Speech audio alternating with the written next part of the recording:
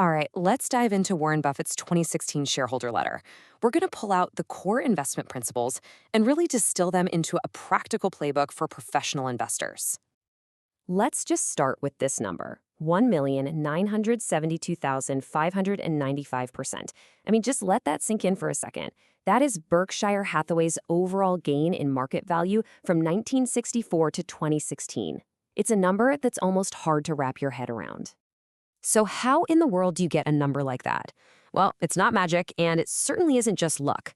It's the result of a very clear, very repeatable philosophy. And today, we're going to break down exactly what those core components are straight from the source. So we've organized his wisdom here into 5 key pillars. First, we'll talk about looking beyond book value. Then, we'll get into the discipline of capital allocation.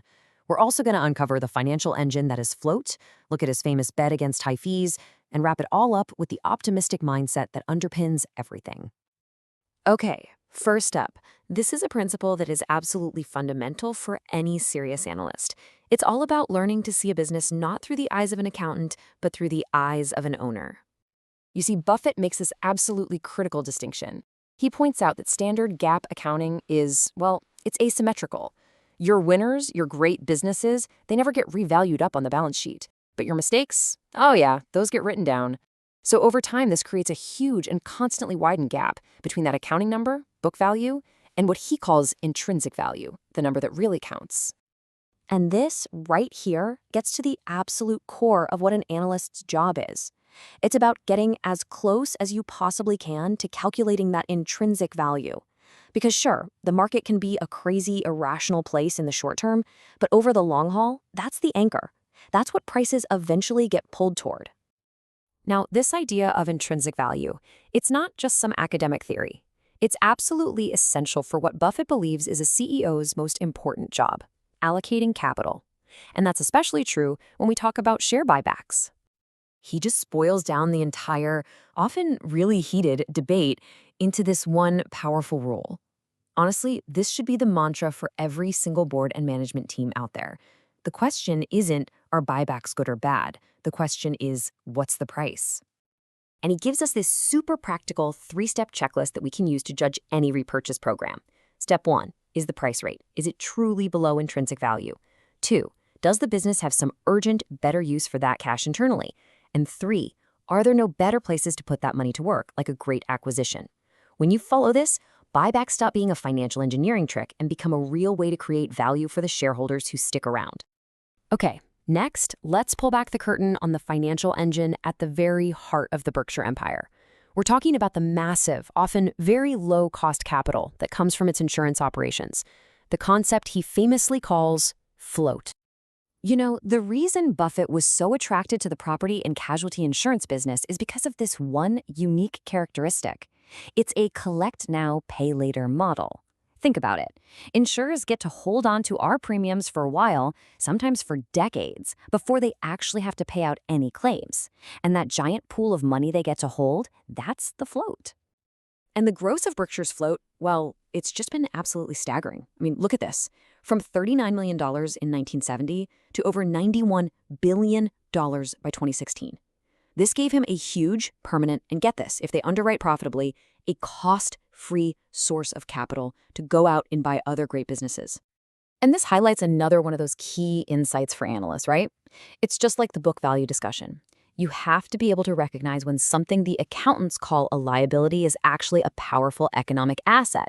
Under GAAP, float is treated as a liability, but Buffett's view is, as long as it's being replenished and it doesn't cost you anything to hold, it's actually a revolving fund of just immense value. All right, now for one of Buffett's most famous arguments, which he just so brilliantly demonstrated through a simple 10-year bet he made against the entire hedge fund industry. This setup was just beautiful in its simplicity. On one side, you had the so-called smart money of Wall Street, a portfolio of funds that invested in over 100 different hedge funds with all their complex strategies and layers upon layers of high fees. And on the other side, a basic, boring, do-nothing, low-cost S&P 500 index fund. And the data? Well, the data tells the whole story. 9 years into this 10-year bet, this simple S&P 500 index fund had compounded at 7.1% a year.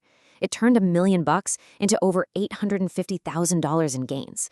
And the super sophisticated high-fee hedge funds, they averaged a paltry 2.2% for a gain of just $220,000.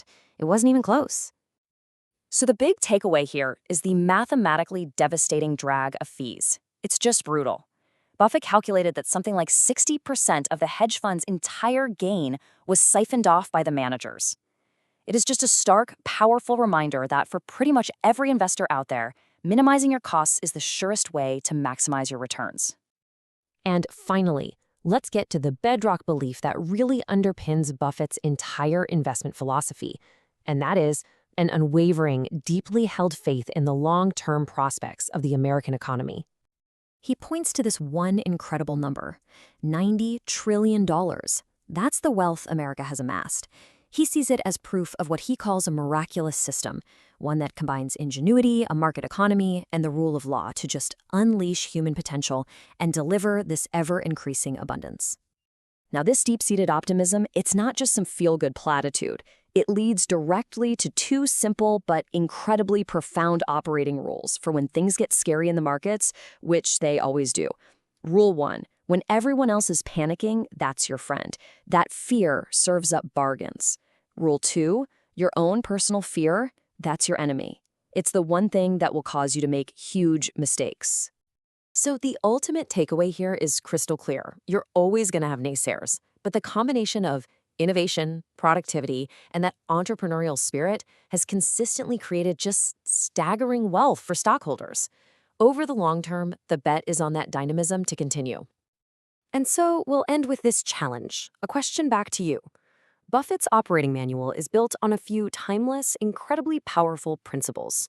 Understand what a business is truly worth, have the discipline to act only when the price is right, and never, ever forget the corrosive power of fees. It's a playbook of profound clarity. The real question is, how does your own process for allocating capital stack up?